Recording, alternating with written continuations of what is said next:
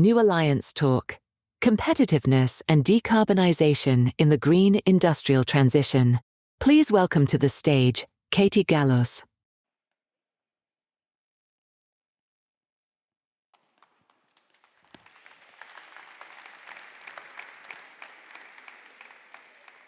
Welcome, everybody. It's great to see you. Thank you so much for making time and space in your calendar right after the lunch break. I know it's a little bit of a tough burden, but it's great to have you here on board for our conversation. Welcome to our conversation here on the New Alliance Talk stage during the Hamburg Sustainability Conference. To all of you here in the Chamber of Commerce, but also, of course, a warm welcome. Literally, a warm and heated welcome goes out to you into the live stream. It's great to have you on board.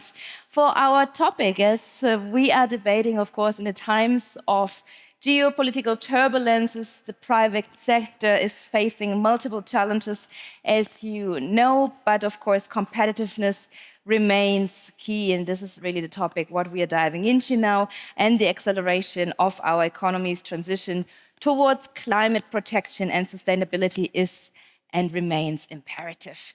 So many say, ladies and gentlemen, the private sector has the strategic potential to become a driver of change. So the question of the next 45 minutes will keep us busy. How to balance then competitiveness with decarbonization in the green industrial transition? How to stay on track when we are meeting the agreed goals, right? The targets for the transition, while also providing the flexibility that we need. And then, of course, the big question, how to accelerate the transition at the same time? How to build up resilience while we are in this phase of transition, and how to promote change without losing the support of the majority in our countries. I know that these are a lot of questions, but these are the times we are living in, especially these topics and these questions are debated in political and in business circles, in the media, in Berlin, in Brussels, a very hot topic right now, mid-July, with the expected review of the EU emissions trading system that's coming up. But as well, of course, these questions are debated in Beijing, in Paris, in New Delhi, and beautifully now in Hamburg. And with that, I welcome you all for our session, and I also welcome my panelists here on stage. Please join me, State Secretary Jochen Flasbarth, Gunnar Groebler, Chacko, Catrin, Jung, to come here on stage. Soll hier? Auf die Übung. Ms. Jung, thank you, Catrin, Gunnar, Chacko, wonderful. Please. As you know, I love to sit down, breathe in and breathe out, and then I'll do a proper introduction for my guests. So you have the full attention of our audience. So next to me, State Secretary Jochen Flasbarth, State Secretary at the Federal Ministry for the Environment, Climate Action, Nature Conservation and Nuclear Safety. Next to Jochen, Gunnar Groebler, the CEO of Salzgitter AG. Salzgitter AG is one of Germany's leading steel and technology groups, boosting and boasting really forward a workforce of approximately 20,000 employees and a crude steel capacity of approximately 6 million tons. And also in that regard, it's important to say that Salzgitter is acting as a first mover when it comes to the European steel industry's transition to green steel. You will talk and give us more insights on that, especially when it comes to Salzgitter's flagship program, the so-called SALCOS, Salzgitter Low CO2 Steelmaking, just to give us a few glimpse ideas of what's coming up. But Gunnar, thank you for being here as well on the panel. Also in our round, wonderful welcome, Catrin Jung, joining us from Vattenfall, Senior Vice President, and she's leading the business area Wind at Vattenfall. And Vattenfall operates as an integrated European energy utility, you might know. Vattenfall's business model spans along the entire value chain when we talk generation, trading, distribution to retail sales, decentralized customer solutions, and all driven by this overarching goal of enabling fossil freedom and a sustainable energy transition. I hope I haven't forgot anything, but you're here to actually come in a second as well. Catrin Jung, thanks for being here. And last but not least in our round, lovely to have you. Welcome from Mumbai to Hamburg. Chacko from Tata Sons. He's the Chief Sustainability Officer of the Tata Group, so to say. And the Tata Group is one of India's largest and oldest multinational conglomerates, operating over 30 companies across more than 100 countries. Tata Sons is the private investment holding company and the central promoter of the Tata Group, uniquely owned and responsible for governing over 30 global companies. And Chacko Thomas currently serves now as the Group Chief Sustainability Officer, known as CSO, at Tata Sons, and he leads the overarching environmental, social, and corporate governance strategies across the global portfolio, which is quite a huge portfolio and a lot of to-dos on your desk at Tata Group. To all of you again, thank you for being here. A warm welcome once again.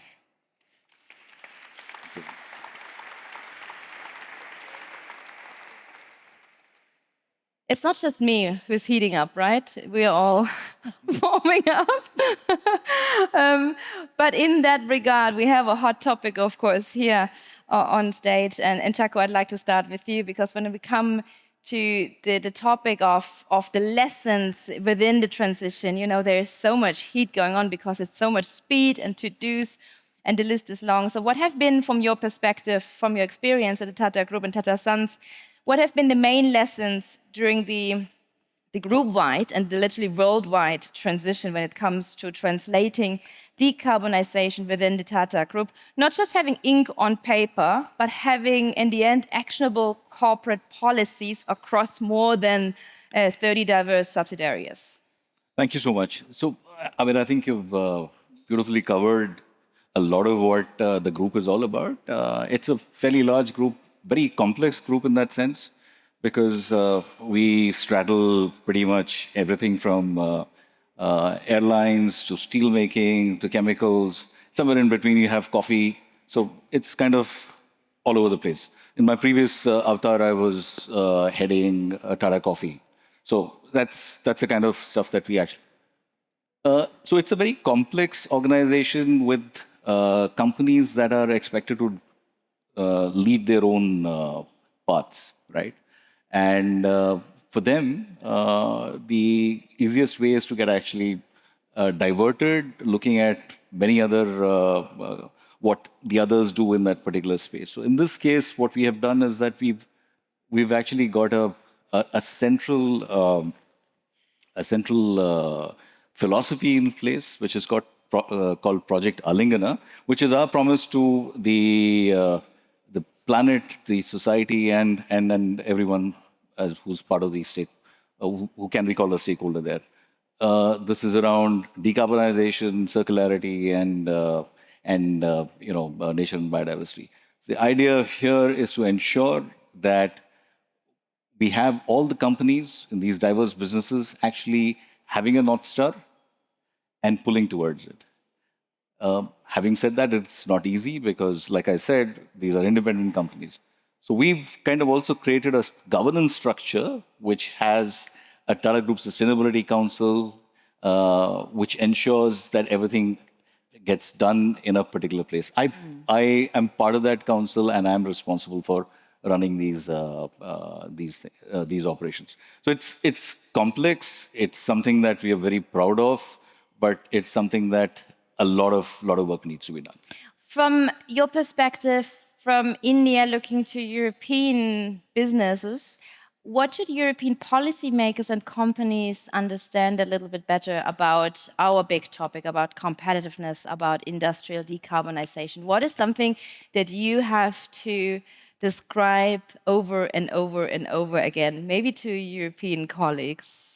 Especially also when it comes to emerging markets, right? Yeah, so I think what we need to remember is that India, as a manufacturing ability, produces about 3.2% of the manufacturing output worldwide. So it's fairly sizable in that nature. We have obviously been very clear that we ascribe to all the we have set out ourselves a 2070 goal, for example, for being net zero as a country.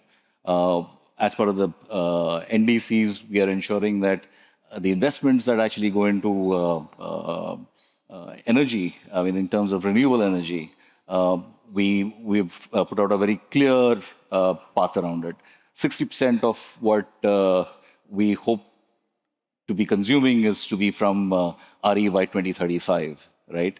And a large part of it actually comes from solar, but of course there are other parts of it all.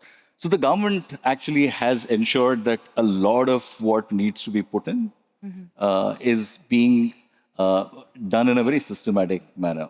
So if you were to look at India per se, there is a lot that has happened in the last 5, 6, 7 years. And this is something that we hope to speed up as we move forward. Let's then move from Asia to Gunnar, because of course you are listening openly. You're working in a global steel market where competitors, of course, in Asia are growing and are moving very fast when it comes to cost differentials. What does it then take to have the elephant in the room? What does it then take to keep green steel production competitive in Germany, from your perspective? Well, I think there are two major homeworks to be done. First, looking at ourselves, we need to make this as efficient as possible. So relying on technology that is available, reducing the technology risk as much as we can, and then basically looking at two elements. One is the cost of energy, and here predominantly it's about electricity and hydrogen, and the other one is then also looking at the market at large, ensuring that we have in Europe a competitive landscape that is a fair competition. And here, I think what we have seen over the last 12, 18 months is a major shift in the political work on competitiveness and fair competition, ensuring that whoever imports into Europe has the same cost level then, or the same basis basically as companies that are producing within Europe, paying for CO2. The carbon border adjustment mechanism that is in place as of this year is one part of the solution here, ensuring that we have the same level of CO2 cost producing within Europe, but also importing into Europe. You mentioned CBAM, the carbon border adjustment mechanism. CBAM alone won't solve the problem. So I'd like to ask you, what are your mixed feelings, or do you have mixed feelings about CBAM, or what do you and how do you actually pursue the debate? First of all, I think it's a major milestone that we have agreed on something like the carbon border adjustment mechanism, because it puts emphasis on CO2 having a price and puts emphasis on technology solutions to further reduce the CO2 the level of CO2, especially in the steel industry. We shouldn't forget that for 1 ton of steel produced by a blast furnace, we have 2 tons of CO2 produced as well. So we need to further focus on that. And CBAM has put, again, focus on the CO2 reduction. That is good. We know that CBAM is not perfect. We know that we have to further develop the carbon border adjustment mechanism forward. When it comes to the export rebate, when it comes to resource shuffling, there are certainly elements that further needs our attention and political attention, both in Berlin and in Brussels. But with that, I think we have a system that is fair in a sense of accounting for the cost of reduction of CO2. Before I turn to you, Jochen, to have a little bit, of course, the government perspective, I start with Catrin, Jung, to finish that first round, because these times we are living in, they are geopolitically very hot. When we talk about the Iran war, the consequences of the closure of the Strait of Hormuz, your business case in the renewable sector is literally getting even stronger from the numbers that we can read. What makes you confident then that this will be the same development in the years to come? Yeah, I would say we have been living with uncertainty now for quite a while. What we try to do as Vattenfall is to be then diversified across countries and across technologies, because we can see that political mechanisms are shifting, and we plainly need to be prepared to shift between the countries, between the technologies. Else, if you only bet on one technology in one country, it plainly wouldn't work. We are often asking for long-term stable political frameworks, but we also know that we usually don't get it. So it's really about this being able to shift, to have options open. one example is we have quite a large pipeline of onshore projects in Sweden that we could build, but at the moment there's no political willingness to see them coming into the market. On the other hand, we're working with the government on new nuclear in Sweden. So yeah, it's going a bit with the situation and with the willingness in the country as well. So what is the societal wishes on how the topic should be solved? What we still believe in as a company is that if in Europe we would like to be competitive, we need to shift away from fossil fuels because we plainly don't have the resources within Europe. So shifting away from using fossil fuels is the way that we go and has been the way now for a while. And then it is about making these mixes and being able to be a bit flexible on which situation fits for which country at a time. And I think very important also to see that if we look at electricity, we have been going down quite a lot in the usage of fossil fuels within Europe. But of course, we still have the other sectors. We have transport and we have heating, especially, of course, also industry. And there is a lot of potential, but then also the regulatory incentives need to be in place. Now, coming from the company side, from the business side, of course, to the political perspective, and Jochen, for companies actively engaged in the green transition, one thing is certain and one thing is important and essential, to be able to rely, of course, on stable framework conditions.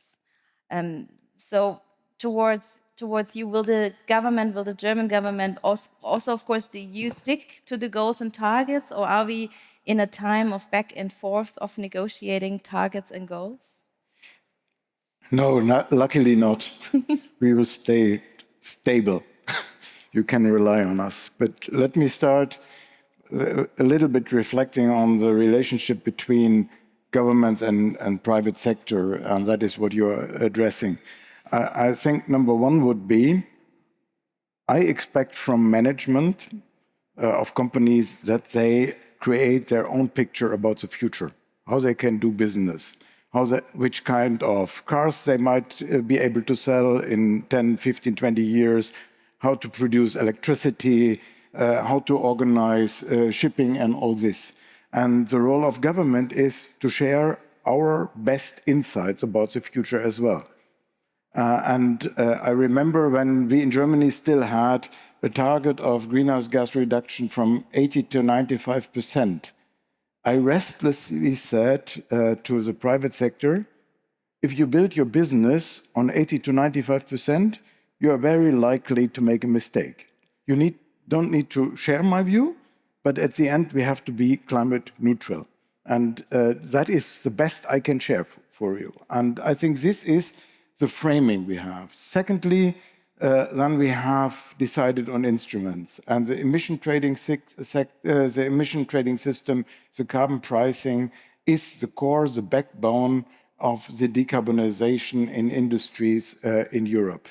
Then we came at a point where we had to reform the system because it created between 2010 and let's say 17 prices around 2.5 euros or 3 euros, which was ridiculous. It was not guiding anywhere.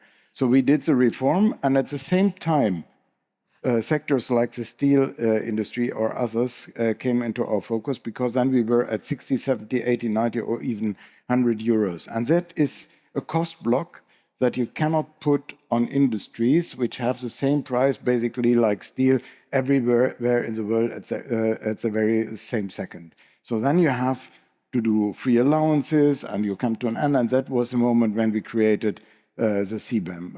I was part of the decision, but I remember that I said in the council, we have to do it, but the world will hate us, and that happened.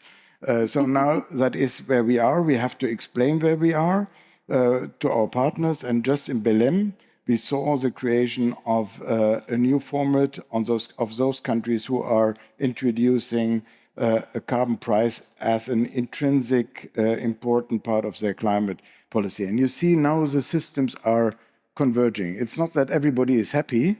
And now the last point is, all this is based, because we are talking about market instruments, that this is reliable.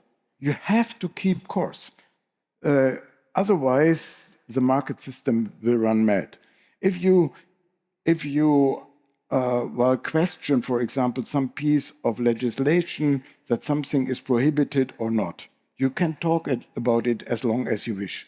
But once you are talking about a market price in public, you will disturb the markets and you will see that share values will go down immediately. And that is why we appreciate companies like Salzgitter, of course also Vattenfall, but as you are sitting next to me, Gunnar, for a very complicated, I'm coming from Duisburg, a steel city, huh?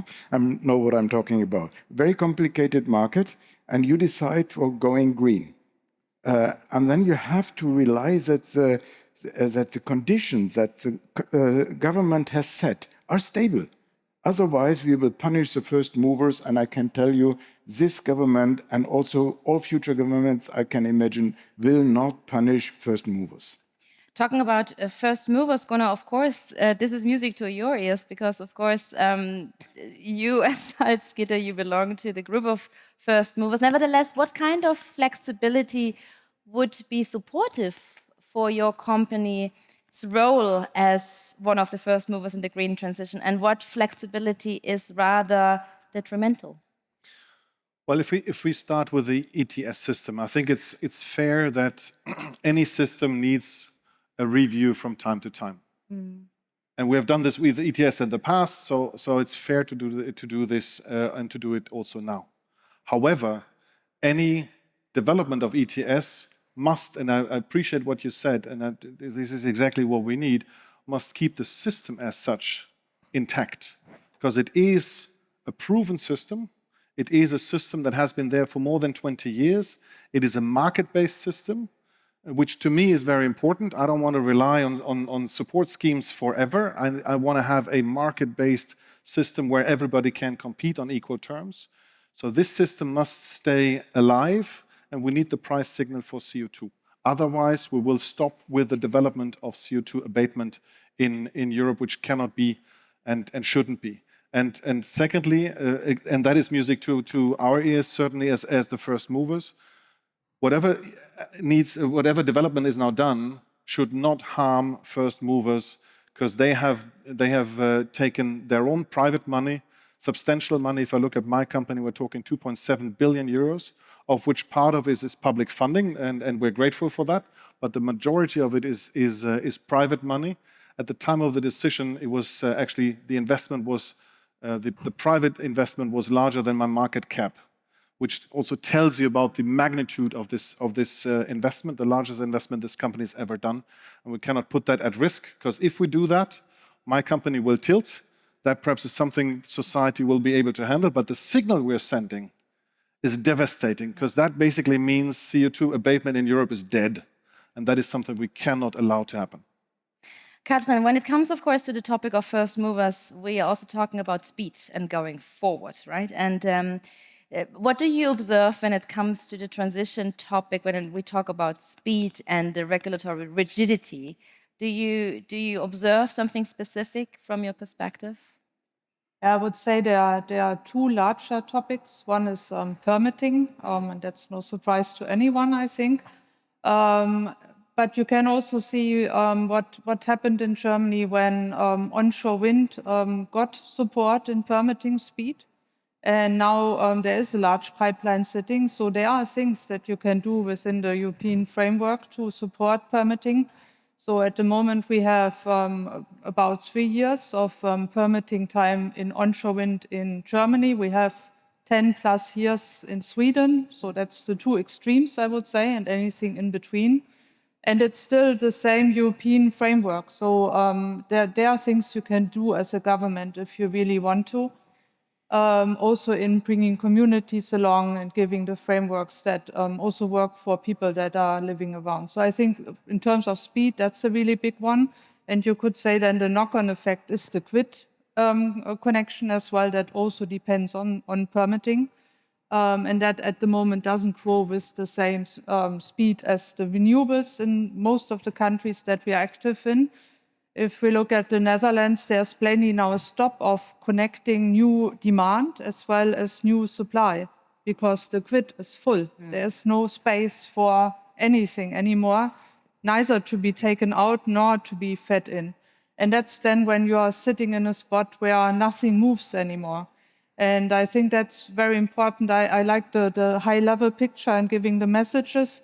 So I think it needs to have this mastermind somewhere that can see what is the speed of the different pieces. And then it is the supply, it is the demand. So how fast can also companies offtake additional renewable production, and then it's the grid in between. And I mean, I'm usually thinking in very positive terms. So I think there's also a lot to do with now smart digitalization, also letting AI help us to use what we have in a better way. But now we need to undo this instead of just now sitting and maybe waiting for one or the other to move. We need to find a way to untangle that. And that will create the speed again. And I think the other part of speed is giving the certainty around what the investment will look like in the end. So you can be speedier with if you have a contract for different systems. So if you know what the revenues would be, you're probably less speedy if you are depending on all the market mechanism, but that's then also a choice to make. So as Vattenfall, we are doing both. We are going into secured revenue flow, but we're also working with what we call merchant exposed, so working with the market mechanisms, but the risk adder is just higher on the merchant exposed ones. Two things. We will come into the topic of just transition, of course, also in a second. And Chacko, we'd like to hear, of course, about the speed of the first movers in India as well in a second. But Gunnar wanted to come in at the topic and keyword of grid and infrastructure. Did I read that? No, did I read that correctly? I would like to add a third element, which I believe, especially in Europe, is of utmost importance. If we're going through this transition that is societally based, then also make sure that we use the products that we produce, the CO2-reduced products, be it steel, be it cement, be it others, also in society. So the whole notion of lead markets, get those products into the markets and help them to scale up, and through the scale up also reduce the cost level again. I think that's the third element I would like to add here, because this is something we have been debating quite a bit in Europe, but we are not there yet in really creating those lead markets. And that would help a great deal also getting societal confidence in this transformation and the positivity of it. Confidence, trust, everything in between as well, of course. Thank you, Gunnar, for this add-on. Chacko, I'd like to come back to India from this very European perspective, of course, to the first movers in India. Is the government of India providing flexibility for companies which are moving forward, which are the so-called first movers in the green transition? How are first movers supported in India? What is something that we need to understand here in Hamburg a little bit better? So I think I alluded to it in my previous conversation too, but I think the government of India has been extremely supportive. I mean, whether it is regulations, whether it's legislation, a lot of it has actually been done. Today, we are the third largest solar, as far as renewable energy is concerned, the third largest in the world. We created about 250 gigawatts of solar energy. And the fact is that we believe that we can do even better. Now, if you were to really look at some of the other PLIs that we have come out with, for example, the National Green Hydrogen Mission for it, it's a game changer in the sense that for a country where an ecosystem where you require governmental support, it's actually being done. We also, in the last budget, approved about $2.5 billion for research into CCUS. And that we believe is something that would greatly aid, I mean, our steel companies, etc. Just to leave you with what it actually transpires, or what transpires finally after all these initiatives. I can give you examples of two companies who have, based on all these PLIs, committed and are very, very clear that they will reach these goals of net zero. There are two companies, TCS from ours and Tata Motors basically because of the PLIs that the government has given. So it's a whole gamut of that. A lot of work is actually being done. That's my... Thank you for your insights. With the clocks ticking, I'd like to come now to the social impact of the transition process. And we talked about it, Catrin, you started about it, Jochen. Addressing the social impact of the green transition and the industrial strength of the relevant regions to maintain this industrial strength, what do we need to focus more on when it comes to the just in the term of social impact? What's important from a political perspective, from your perspective? Well, I think the just approach for the transition is essential, absolutely essential. Anyway, for democracies, you will lose voters if you don't organize the transition that is felt and realized in a just way. And I would say also beyond democracies, it's quite difficult to organize it against people. What is needed? First of all, there is not one recipe for all, but our lesson learned from Germany, and it's a bit connected to Vattenfall. If I look at our coal phase-out decisions, I think one lesson learned from my country is start early. Start early. It would have been cheaper for us if we would have started with a coal phase-out earlier. And it would have been easier to organize the regional structural changes in the regional economy if you would have used the money earlier to allow the regions to adapt to new industries. And the second point is we just had the third time here at the HSC. I haven't been there at the event here today, but I've been at the other ones, about green skills. And what we realized is that the lack of skills will be one of the biggest obstacles to reach our NDCs. So we were looking at the just transition just through the lenses of how to protect the jobs where they are sitting now. But we also need to look at the perspectives for new jobs that are created in other areas and to skill the people in advance to have them ready and in place, and which is also a question of a just transition, because usually when you talk to the workers in those areas that are affected from the transition, the people are not talking about themselves. They're talking about their kids, and do they have a perspective to make business, to create jobs in the future? Let's zoom in to you, Gunnar, and to your company, to Salzgitter, when we talk about skill transformation and we talk about having a conversation, a dialogue, also with trade unions, right, regarding the move to the green steel production and electric arc furnaces. So what makes it then just in the transition of Salzgitter? What is something that you can share with us? What helped you? I mean, as a happy anniversary 5-year CEO now of Salzgitter, what is your lesson to bring the just also to the people? No, I think first of all, there has been a very positive sentiment all the way through when it comes to transformation in Salzgitter. Why is that?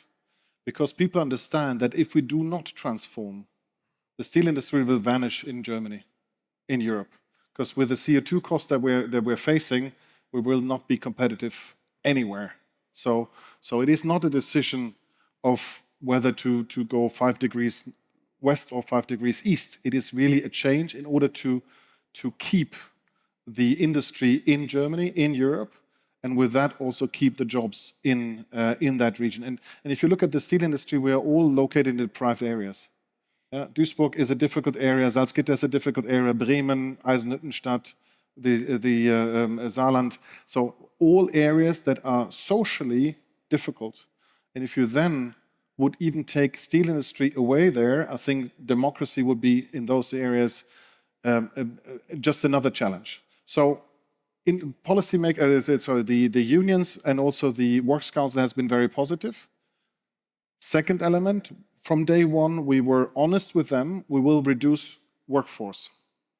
So the transformation we're undergoing means in the end, mid-2030, we'll have roughly 1,000 workplaces less than what we have today. So coming from roughly 9,000, we're going to go down to 8,000, which is a heavy cut for us. However, given the demographic change, I think it's a chance for us as well. Third element, Training. So somebody who is working in a steel factory today will have a different job tomorrow. So from early on, we were in discussions with Works Council, with the people themselves, having information sessions down in the workshop, on the shop floor, so how things will change, and took them along so that we have people trained once the new technology will be in operation as of next year, summer next year. So a year from now, they will basically shift from a blast furnace to an electric arc furnace, and they are trained. So I think that's how we approach it, and that has so far been positively received. Catrin, looking into the whole value chain of Vattenfall, how do you approach this huge change, the energy transition that is affecting people, societies, but as well communities? It comes down to the fabric, right, of a company as well. So how do you actually organize and develop this transition that it makes it just?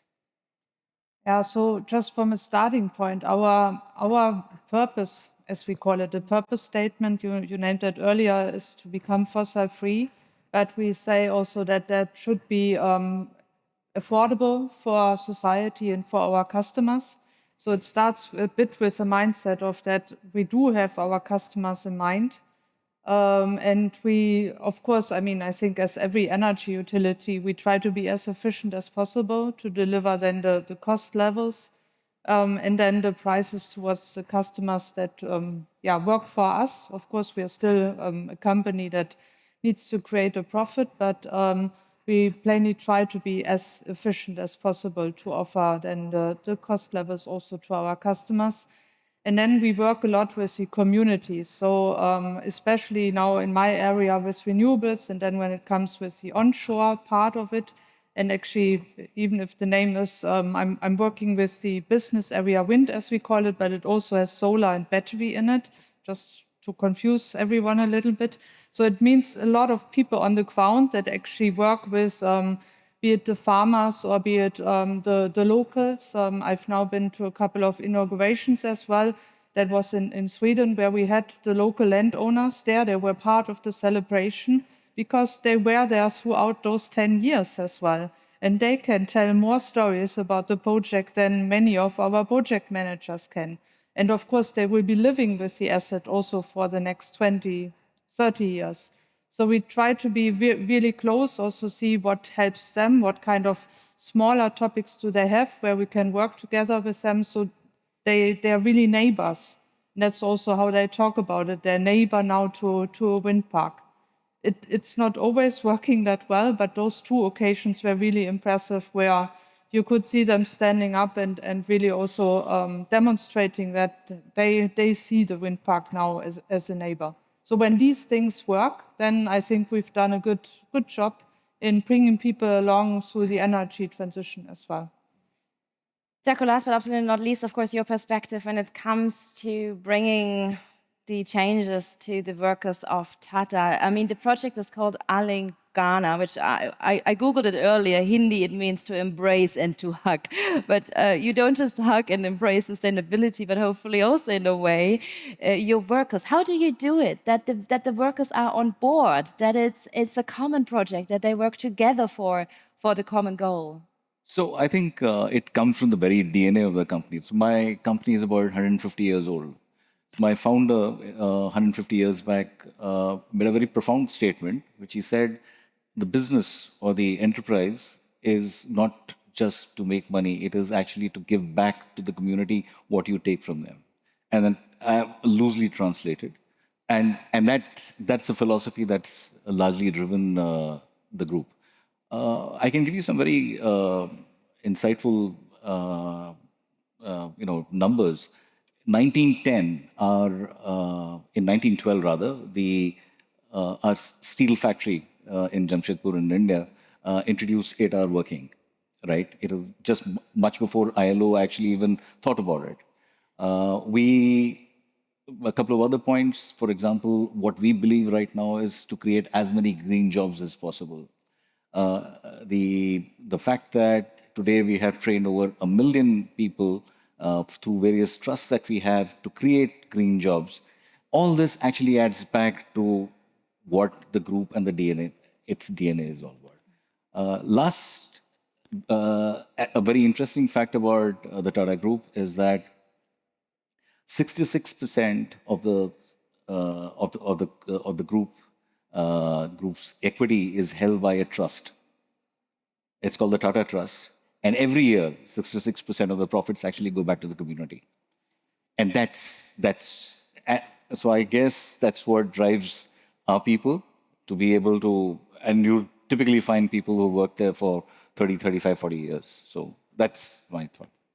Jochen, we need to speak in the last minute about one thing, and this is, of course, to unlock investment for decarbonization. And maybe you can give us a glimpse on how would you like to see more cooperation on an international level to unlock investment when it comes to these to-dos, to decarbonizing, to the transition, to working together?